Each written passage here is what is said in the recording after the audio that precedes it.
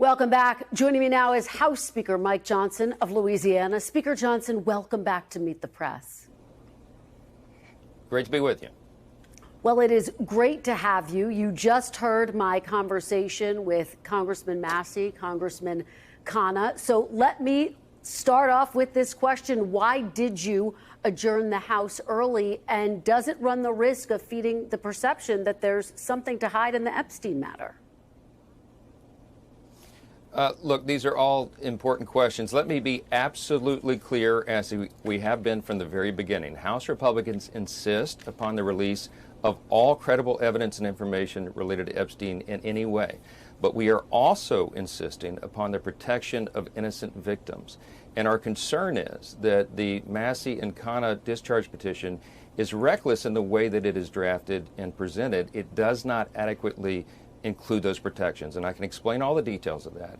The important thing on the timing, to answer that question first, is that we did not do anything to end the term of Congress early.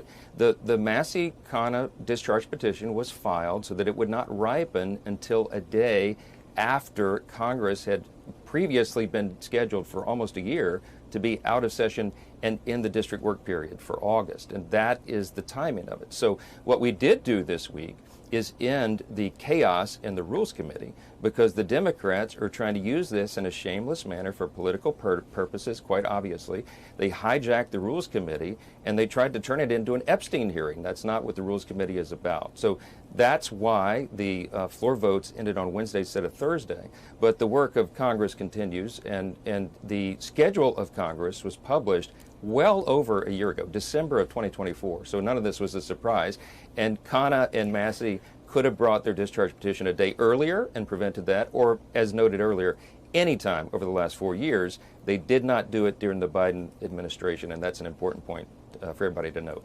But, Mr. Speaker, it's not just Republicans supporting this. It's 11, not just Democrats, it's 11 Republicans as well. Let me just ask you, because I hear you saying that, yes, the files should be made public while protecting the victims. Let me just ask you, though, should all of the files related to Jeffrey Epstein be released and made public? Yes, I agree with President Trump, with the Department of Justice, with the FBI, that you need all credible evidence and information out there. That word credible is important. And why? Because you have to protect innocent people's names and reputations whose names might be, as you noted at the outset of the program, intertwined into all these files. This has been a long legal process. There's a reason, for example, that grand jury materials are protected under the federal rules of criminal procedure, because they're not to be put out. See, the Massey and Khanna discharge petition would require the release. They would require the DOJ and FBI to release information that they know is false, that is based on lies and rumors, and was not even credible enough to be entered into the court proceedings. And that would be a dangerous thing. Our main concern here, though, is the protection of the innocent victims. I mean, these are minors in many cases who were subjected to unspeakable crimes, abject evil. They've already suffered great harm. We do not need their names being unmasked. The Massey and the Khanna discharge petition does not have adequate protections. For example, in the way that it was drafted, they cite that they don't want child abuse, sex abuse information uncovered, but they cite the wrong provision of the federal code, and so it makes it unworkable. It requires the DOJ to release grand jury testimony. They are prohibited by law from doing so. So it is not the right approach. There is another approach out there. The House Republicans on the Rules Committee have a resolution that is well drafted, that is thoughtfully drafted by lawyers, that would make this workable.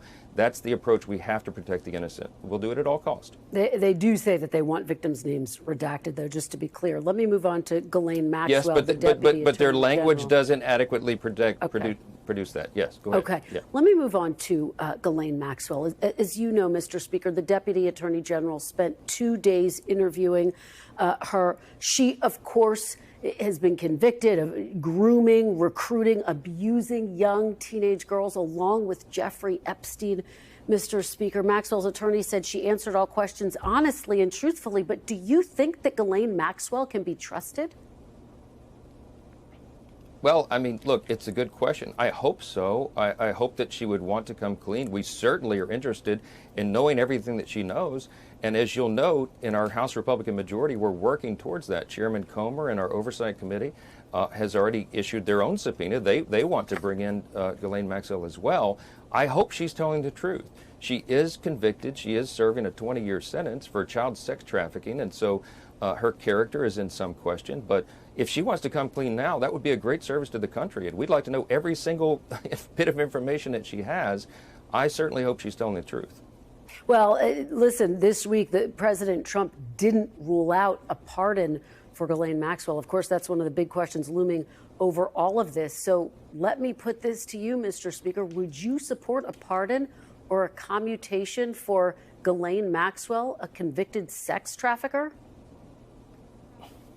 Well, I mean, obviously that's a decision of the president. He said he had not adequately considered that. I won't get in front of him. That's not my lane. My lane is to help direct and control the House of Representatives and to use every tool within our arsenal to get to the truth. I'm going to say this as clearly and plainly and repeatedly as I can over and over. We are for maximum disclosure. We want all transparency. I trust the American people. I and the House Republicans believe that they should have all this information to be able to determine what they will. But we have to protect the innocent. And that's the only safeguard here that we've got to be diligent about, and I'm insistent upon doing so. Well, I guess my question is, are you open to a pardon or commutation? I mean, Mr. Speaker, the victims referred to Maxwell as Epstein's right-hand woman. Here's what one victim who testified under a pseudonym told the court at sentencing, quote, "The many acts that were perpetrated on me by Epstein, including rape, strangulation, and sexual assault, were never consensual and would not have occurred had it not been for the cunning and premeditated role Ghislaine Maxwell played." Is that someone deserving of a pardon or commutation in any circumstance, Mr. Speaker? If you're asking my opinion, I think 20 years was a pittance. I think she should have a life sentence at least. I mean, think of all these unspeakable crimes. And as you noted earlier, probably 1,000 victims. I mean, you know, it's hard to put into words how evil this was, and that she orchestrated it and was a big part of it. At least under the criminal sanction, I think is an unforgivable thing. So, again, not my decision, but I have great pause about that, as any reasonable person would. Two more critical topics to get to with you, Mr. Speaker. Let's talk about what has been called the Big Beautiful Bill. In June, you told me the bill would not cut Medicaid, but two Republican senators ultimately voted against it because of what they thought were cuts to Medicaid. And Senator Josh Hawley is already out proposing legislation to actually roll back some of the Medicaid cuts that he just voted for. Did the Medicaid cuts go too far, Mr. Speaker? The bill does not cut Medicaid. The One Big Beautiful Bill does not cut Medicaid. What it does is strengthen the program. And we talked about this, Kristen, is that the problem is there's a high degree of fraud, waste, and abuse in that program. I'm talking about tens of billions of dollars every year. What we did is we went in to go in and fix that. We introduced work requirements, which is a wildly popular notion in public opinion polling because it makes sense. Medicaid is a safety net program. It is intended for the elderly, the disabled, young, single, pregnant women, young mothers. And those resources are being drained because you had able-bodied young men, for example, with no dependents who are riding the wagon. That's not right. It's morally wrong, and it doesn't comport with the law. So what we did in our Big Beautiful Bill is we went in to carve those guys out of that program. They have work requirements now, 20 hours a week. They either have to be working, looking for a job in a work training program or volunteering in their community, which is good for them and their surroundings. We find dignity in our work. We're proud of that reform. And by the way, there was a Harris and Harvard poll that came out about 2 weeks ago. And they looked at 17 of the 21 primary provisions in that Big Beautiful Bill. And 17 out of 21 are majority support in the public. And that's after the onslaught of the mainstream media and Democrats lying about the bill. So we're excited to go out into our districts in August and tell the truth. But, Mr. Speaker, Josh Hawley says he is worried about cuts to payments and Medicaid reimbursements. Why would he be introducing a bill to roll back cuts in Medicaid if there were no cuts in Medicaid? He says the people in his state are going to suffer. I haven't talked to my friend Josh Hawley about his legislation. I'm not sure what that's directed to, but I will tell you that the One Big Beautiful Bill safeguards the program. It strengthens it. It makes sure that Medicaid will be there for those who actually need it and who the law is intended to provide for. It is not for illegal aliens. We've kicked them off. It's not for people who are gaming the system. we've kicked them off, and it's not for people who should be working. They have to be able to prove that they're in one of these programs in order to get those benefits. And I think taxpayers will be served very well by that. But everything else in the bill is wildly popular as well. Let me ask you about a critical issue on the world stage. The world has been watching what has been unfolding in Gaza. We are going to show some of these pictures. They're very disturbing, Mr. Speaker. Of course, this humanitarian crisis, children starving to death. Israel has now paused military operations amid the international outcry over this hunger crisis. Are Israel's actions too little too late, Mr. Speaker?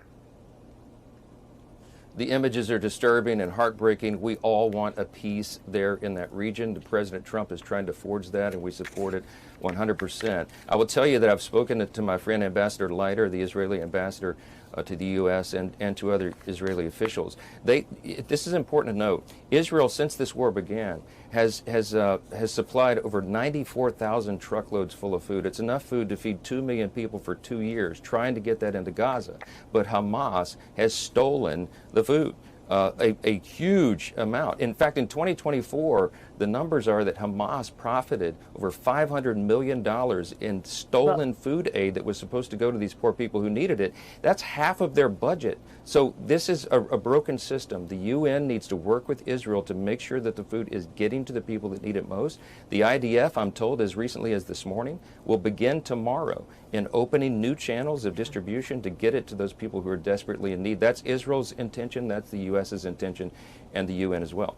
All right, Mr. Speaker, we are out of time. We should note the New York Times just yesterday did report that the IDF never found proof that Hamas had systematically, that word systematically, stolen deliveries of aid provided by the UN and other groups. We do really appreciate your joining us, and I hear you defending the Israeli position on that. Thank you, Mr. Speaker. You got it. Thank you. Yeah, thank you. We thank you for watching, and remember, stay updated on breaking news and top stories on the NBC News app or watch live on our YouTube channel.